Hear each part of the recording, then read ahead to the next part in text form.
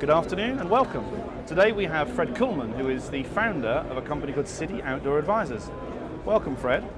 We've known you since 2004. It's a long time, I think 12 years or so to be in the consultancy business.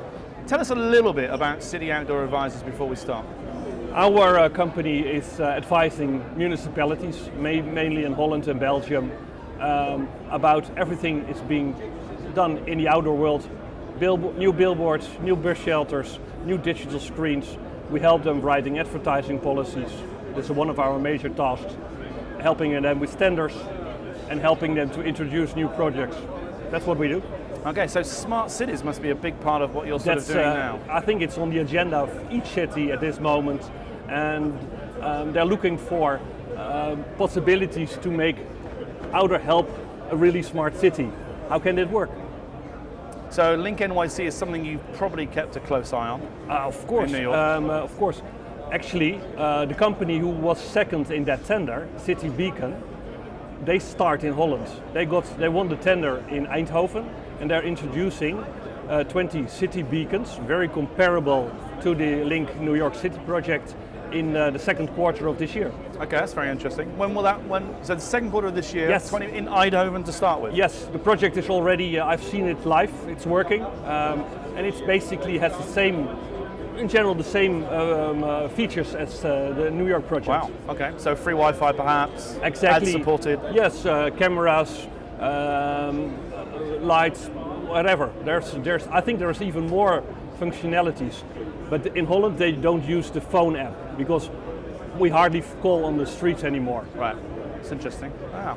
So you've been coming to ISE as well a lot. I would have thought you're local. Yes. So 2004 you've probably been coming. Yes, I'm trying to come here almost each year. Okay, useful for you? It's useful because you see trends coming up. It's easy for me to meet some of the bigger suppliers like Daktronics, etc., to see what they bring as new projects to the world. And now what you've seen is the quality is increasing, the outdoor quality, and new techniques coming up like face recognition, okay. Augmented reality. Projects you see slowly increasing in the outdoor world.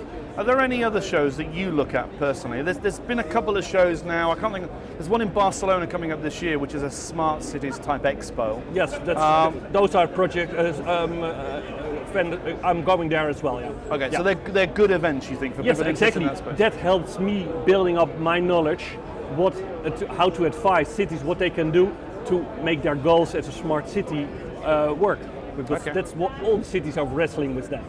And the changes you've seen at ISE over the years then as well?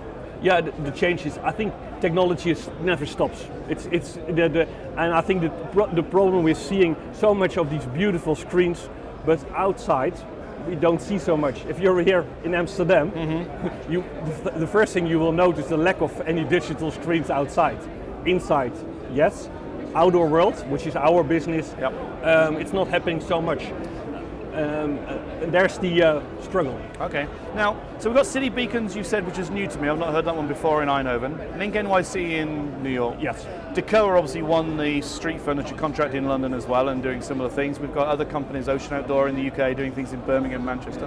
What's the one piece of advice that you would give them or a municipality when they're putting things together? Because there's obviously, it's all funded by advertising really. But it's all funded by advertising.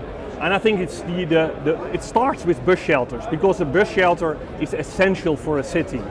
That's why JCDecaux makes these long-term contracts with cities, because it's fundamental for a city to have bus shelters. And they fund it by advertising. And basically JCDecaux is able to make it happen. However, the advertiser can only spend his money once. So once you have a bus shelter contract, it limits the possibilities for other projects coming up.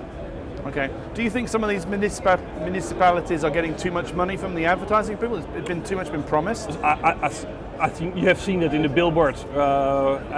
Billboard market in Holland has decreased significantly over the last few years.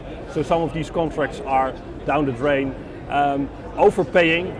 I know it's hard to look at the P&L of an outdoor company. What I see is that payments to cities have stabilized or basically are decreasing in the last few years. And is there one piece of technology that's really useful, you think, to the city beacon and the Link NYC stuff? Is there a hinge pin? Because Link NYC talks about beacons itself, yes. Like gimbal. They talk about their free Wi-Fi. Is there a piece of technology that we're I think missing? The city beacon, or it's comparable to the Link New York City project, it's funded by advertising, but it gives the city additional features which they use in the past. They have to pay for it, cameras, Wi-Fi. So that's makes these projects very interesting for a city to introduce, and then it becomes an essential part of the street furniture. So do you have a thought on NFC and beacons? Is that a big thing, and how the mobile fits into the whole space? I think that's more a part of for the outdoor companies, how to fund more money for a city themselves. They're more looking at the data integrity, data protection, because they are afraid to have intelligence projects on the street which generate data. And what does the company do with that data? I think that's the major point we're entering with all these cities. Interesting. Good. Fred, it's been great to have you. Yes, Thank you very much indeed. Okay,